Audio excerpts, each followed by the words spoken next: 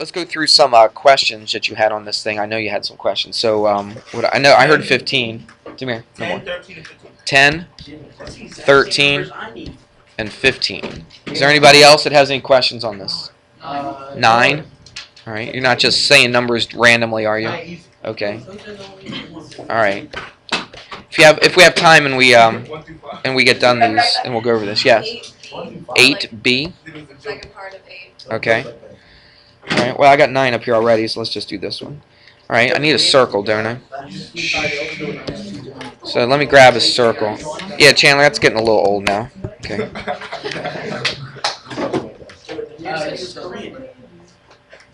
All right.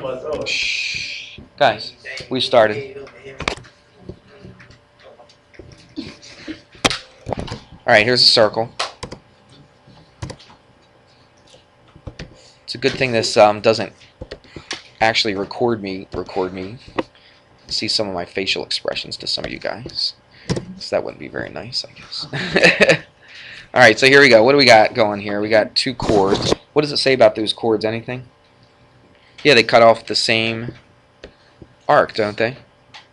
So that... Is this the one where the circles are congruent?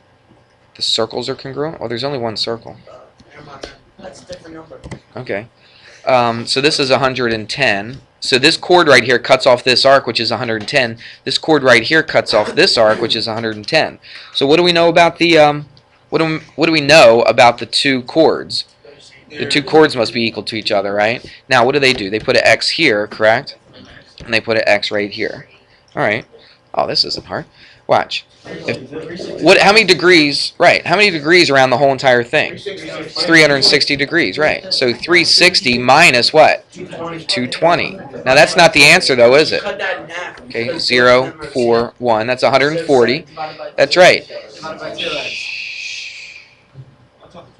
These 2 arcs are equal to each other, right? These 2 arcs are equal. These 2 arcs are equal. These 2 arcs right here are going to be equal to each other, so you divide that by 2, and you get 70 degrees. So x is 70 degrees. That's all there is to it. Okay. How do you know that the 2 arcs are equal? Because the chords are congruent. So that these angles should be the same. Yeah, these chords are congruent, so these arcs are the same. I'm trying to think of a good explanation. That's a good question, actually. So watch. If I did this to this. Okay. Oh, wait. It's pretty obvious, actually, because this is X. Listen, shh, shh, shh. This is X, and what's this? So what does that mean? It means they're the same exact thing, right? You can't have 2 different values for these arcs. If this is X and this is X. Now, if they said this is X and this is Y, then you really couldn't say, could you? All right, but if this is X and this is X, it means they're both exactly the same thing. So you just take that that 140 divided by 2, because they both are exactly the same, divided by 2, and you get 70 degrees. Okay? Does that make sense? All right. Let's do 8B. Oops. Let's there we go. And what do we got here? We've got that 240 is that whole big old arc down the bottom. So we've got one like this. We've got one like this. Yes. I don't think those are touching the circle. You don't think they are? Yeah, I think they are. They sure look like they are. What, the ones that I drew or the ones in the book? Oh, that's fine. You got to assume a couple things, right? All right, so I know. You can't make assumptions in math. Yeah. Especially that one on the right. Remember you said no assumptions because you might think something and you might not. Yeah. What's with you guys today? I think I liked you better first period than second period. You guys are pretty chatty today. All right, so I'm just not used to it. So this whole arc right here is 240 degrees, and what are we trying to do? We're trying to find the length of ADC. Let's put some letters in here. This is A. D is some point down here, all right? So I don't even have anything attached, but that's fine. You could attach something to it if you wanted to. This is C, and this is B. And it says find the length of. Now when it says find the length of, you're actually measuring the distance from one point to the other of ADC. So arc ADC. There's 3 points, so it must be a major arc, correct? Either a semicircle or a major arc. So I'm going from A through D to C. So I'm finding this big old arc right here. I'm not going to try to trace it because you see it already, don't you? So you're trying to find it from here to here, going in this direction, like that. That's what you're trying to find, how long that thing is. They got to tell you something else too, don't they? Yeah, they tell you the diameter of this thing is 14.5. So the diameter is 14.5 inches. Yep. Okay. I don't even have to find the radius because, anyway, let's talk about this. What if I was to go all the way around the whole circle? What formula do we use to go all the way around? What is it? Circumference, okay? And what is the circumference? It's 2 pi r, or if they give you the diameter, what's another way to write this? Just pi times the diameter, okay? That way I don't have to split this in half, do I? And then multiply it by 2 again. That would be kind of redundant. So we'll just say pi times the diameter. Everybody's okay with that? But we're not trying to find the distance around the whole entire circle. We're just trying to go from A, long ways, around to C, right? So we want to find just a portion of the circle. How much of the circle, how many degrees out of the whole circle are we trying to find? 240. So this arc from A through D to C is 240 degrees. So we're not finding the whole circle. We're just finding 240 out of what? 360. Okay? Now that's not my answer right there. Okay? But you got to multiply that by pi times what? The diameter. And what is the diameter? 14.5. Chuck all that into your calculator and you should get the answer that they give you. About 30.4. Okay, I'll let you do that on your own. So that should be around 30.4 inches. Everybody with me on that? Okay, so that's what you do. It's really not that big of a deal. You're just finding a portion of the circle. How much of the circle? Well, 240 degrees. It's really a percentage, isn't it? Somebody do that. What's 240 divided by 360? Give me that real quick. Quick. 240 divided by 360. Point what? 0.6 exactly. 6 repeating. Okay, so watch. Or I guess I could have just put 1/6 there. But it's 0.6 repeating. So basically what this is, it's about what? 60 what? Oops, I shouldn't put 3 6s there, shouldn't I? 60 what? 7%? Wouldn't you agree? So what this is basically saying 67% of what? The whole entire circle, isn't it? But I didn't round it to 67. I just kept it 240 over 360. Does that make sense? All right, so but that's basically what you're doing. You're finding a certain percentage of the whole entire circle. But it's 240 out of 360, and there you go. All right, enough of that. What was another one we wanted to do? 10, 13, 15. Okay. 10, 13, 15. All right, let's take a look at number 10. I guess I can put a circle here. Alright, and let's tell you what, let's just do a different color just to make it a little more interesting. So this is the diameter, so it goes right through here, like that. Then you got a chord, it goes like this, right there. Alright, and what does it tell you? It tells you circle B, it tells you, let's put some letters in here, might as well. So that's A, the center is B, C and E out here, D inside of here, and F. Alright, so there's all your letters. Let's see what they tell you though. It says in circle B, CE is 13.5, CE. So that, I'll just write it down. CE is 13.5. And then it says find BD. Hang on. Let me just write this down first before you ask any questions. Find BD, round to the nearest hundredth. And is that all they tell you? Oh, they tell you this. They put an 8 right there, don't they? So that's the radius of the circle. Okay, Chandler, what's your question? Don't you got to, Don't you got to? don't you have to Okay. make it a triangle, and then the hypotenuse is going to be 8, because that's the radius? Yeah, let's take a look, okay? Watch, I want to find, basically, from here to here. That's what I'm looking for, isn't it? Let's make this a little bit thicker so it stands out a little bit. Okay, that's what I'm looking for. I'm looking for that segment right there. That's what I'm trying to find. So how in the world, or what do we do to find that segment? Well, it's not 8, is it? No. Now, from B to what? F is 8, isn't it? Okay, so that's 8 because the radius of the circle is 8. So from B to F is 8. CE is 13.5. Agreed? CD. Does it say that it's perpendicular or anything? No. It doesn't, does it? No, I- don't assume. I think they should. I'll tell you what. Did you find out about like? I do believe that they should have told you. They really should have told you that this was perpendicular. Okay. You can't, they don't, but they should have. All right. So listen. So they should have told you that this was perpendicular right here.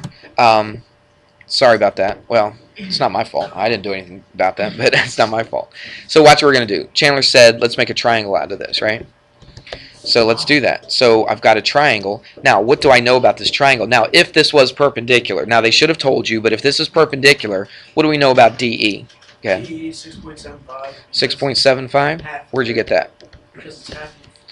That's right. It's half a CE. Exactly right. Because if this is perpendicular, if I have a diameter perpendicular to a chord, it splits that chord into 2 equal parts. So if I know the whole thing is 13.5, I take half of that, and that's 6.75. Nika? You get it? Okay. And then since BE is radius because it's going from. That's right. And see, this is something, hold up right there. BE, he said, is a radius. He says, since it's a radius. A lot of people look at this and don't really recognize that. But look, it's going from the center to a point on the circle. That has to be a radius. Do we know the radius of the circle? Absolutely. It's 8. They tell you right here, don't they?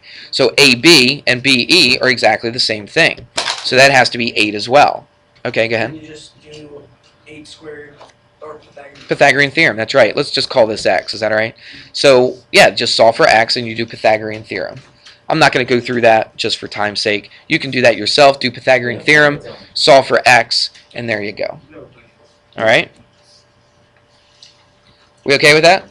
So when you have these things, when you have lines perpendicular into diameters and all that stuff, one of the first things you need to think about is drawing something so you get a right triangle out of it. All right, so I said, well, if I drew from here to here, I got this nice right triangle. I got one side. I even have another side right here. That's the radius. So I've got 2 sides. Pythagorean theorem, got the 3rd side. Yep. By finding the distance of both those lines, is there any way to find out if they're perpendicular? Just by knowing the distance of them? Well, the thing is, you wouldn't know this distance unless you knew that this was perpendicular. No, I meant it said CE was 13.5, and the radius was 8, which means the diameter was 16. Would you be able to find if they were perpendicular by just knowing the distances?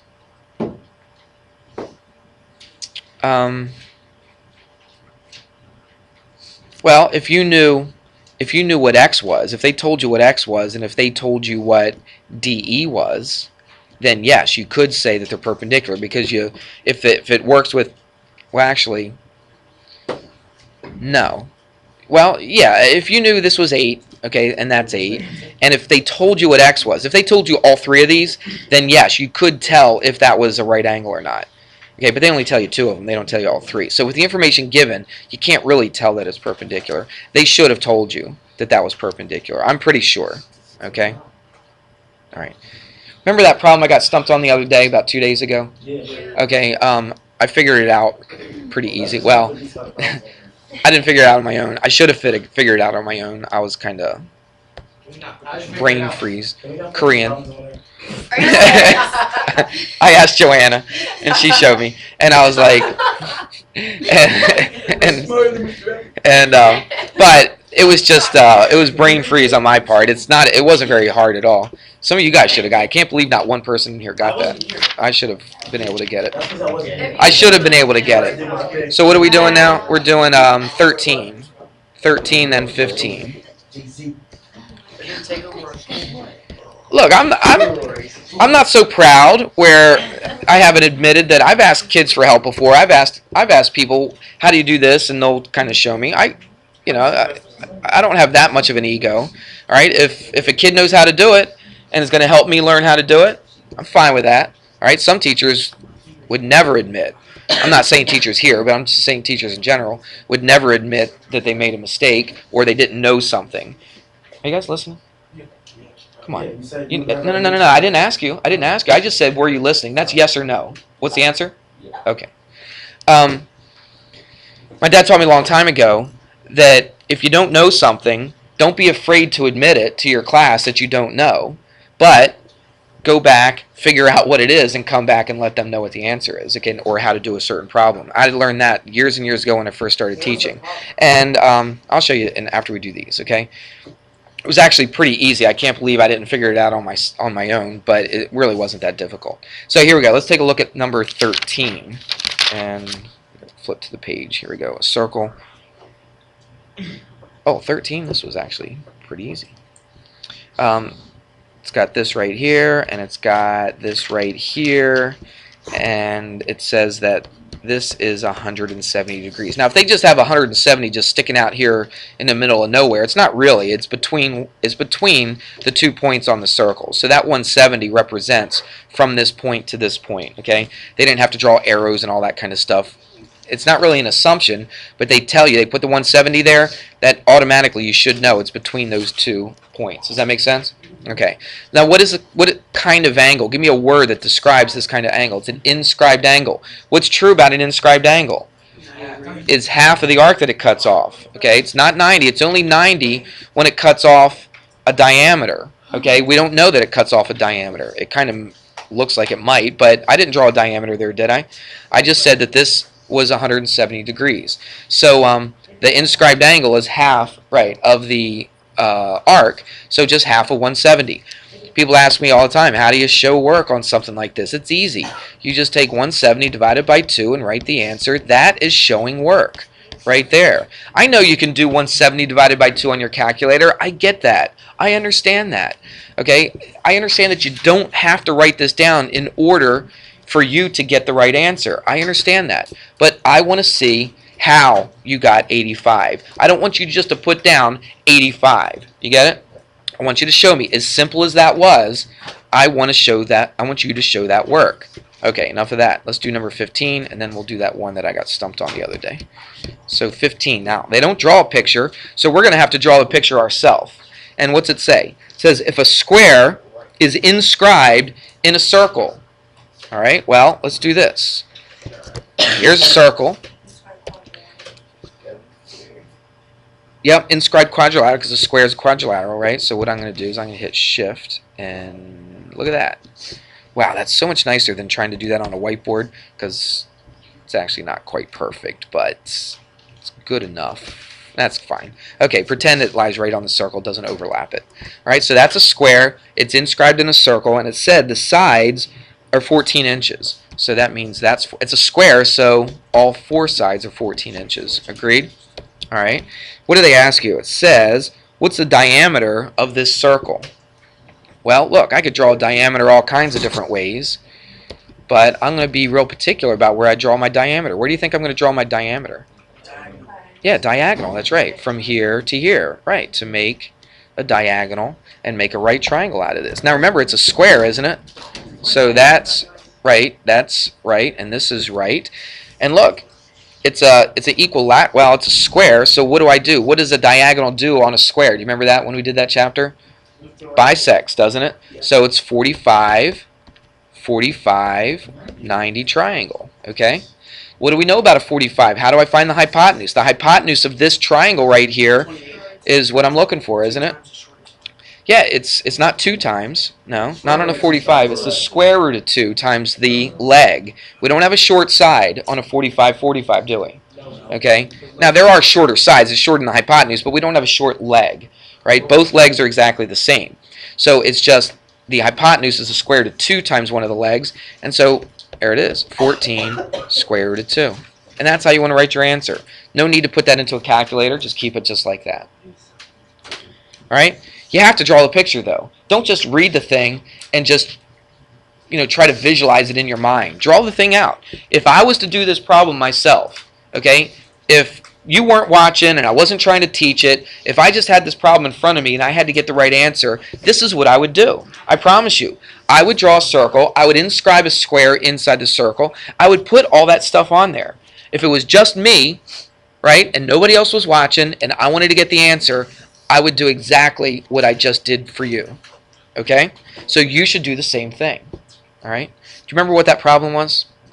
that we talked about I think it was like 10.3, wasn't it? It is 10.3, yes. So look at the top of page 706. It's a word problem, and it's number 20, right? I just didn't read the problem very carefully. I just looked at the picture, and I just kind of assumed what they were asking, and I didn't really pay attention to what they were telling me. So if that can happen to me, that can very easily happen to you as well. So it's number 20. No, it's not. It's 57.6. So here's what we have. Let's draw a circle again. And let's draw a chord that goes about like that. Okay, and this will go right there like that. But they actually don't go all the way through it. But they do say that this is part of the diameter in the problem. Okay, so look at it. Let's put some letters in here. This is A, B, and that's a D, and that's a C right there. Okay, so what do they say? It says it's a snowboarder. This is like I don't know, a rail or something. I don't know, what do they call these things? It's, you know, they're getting on here and they're sliding across like this or sliding across like this. That's what they're doing. Okay, it says snowboarder. Yeah, snowboarding rail, just like I said, shown is an arc of a circle in which BD is part of the diameter. So BD is part of the diameter, which means it does what? It goes through the center, doesn't it? Okay. It says if, okay, if arc ABC, so this whole entire arc is 30, now this is what, for some reason, I just didn't read it very closely. It's 32% of the complete circle. Of means what? Times. Of the complete circle. Well, how many degrees is the whole circle? See, what I was thinking when I was doing this problem, I was thinking the length of AC, right, how long the rail was. For some reason, that just got stuck in my head, but that's not what they're asking for, is it? Okay, they're asking for the arc, okay, because the question says, what is the measure of arc AB? So this is what I'm trying to find right here. I'm trying to find arc, oops, that's a B. Arc AB. That's what I'm looking for, the measure. When they put a little M in front of it, it means to measure the arc. So I'm looking for degrees. I'm not looking for the length. And when I was trying to go through this problem with you earlier, for some reason I was thinking the length. I'm like, you can't find the length unless you know the radius or the diameter, and even then I don't even know if you could find it and all that kind of stuff. So I got a little confused. But it just says this arc is 32%, I'm sorry, arc AC is 32% of the whole thing. So what is it? 360 degrees. Somebody do that on a calculator. 0.32. Quick. 0.32 times 360 gives you what? You doing it? You got a calculator right there. 0.32 times 360. 115.2? Thank you. Now, that's not what they're asking, though. What is that? That's arc AC. But, yeah, you cut that in half to get AB, so you divide that by 2, and that's 57.6 degrees, and that's your answer. Okay? So that really wasn't all that difficult, was it? 32% of the circle, the arc of the circle, which is 360. Okay, I tell you what, why don't you hang on to it? We'll turn it in tomorrow. You can use that to study from. Remember, quiz tomorrow, 10-1 all the way to 10-4. Okay, 4 different sections. No, I just finished saying about 3 seconds ago that you can hang on to it and turn it in tomorrow. But thanks for playing along. All right.